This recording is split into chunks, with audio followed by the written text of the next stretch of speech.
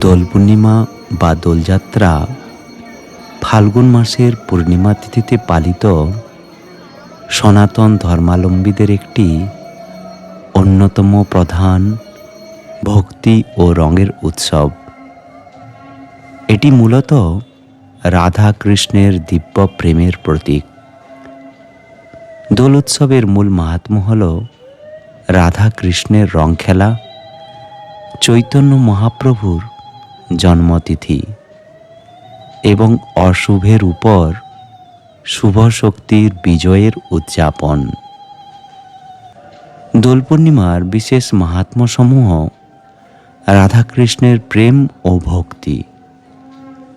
বৃন্দাবনে শ্রীকৃষ্ণ রাধিকা ও গোপীদের সাথে আবির ও গুলাল নিয়ে রং খেলেছিলেন। এই লীলাকে স্মরণ করে দোল উৎসবে রাধা কৃষ্ণের প্রতিমূর্তি দোলায় চড়িয়ে রঙের উৎসব করা হয়।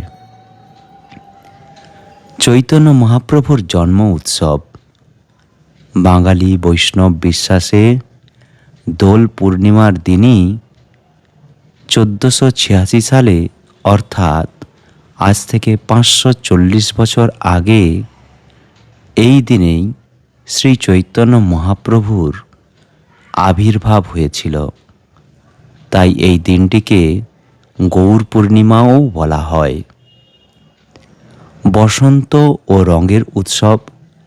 শীতের শেষে বসন্তের আগমনে প্রকৃতি নতুন রূপ ধারণ করে, যা উৎসবের রঙে আরও রাঙিয়ে ওঠে।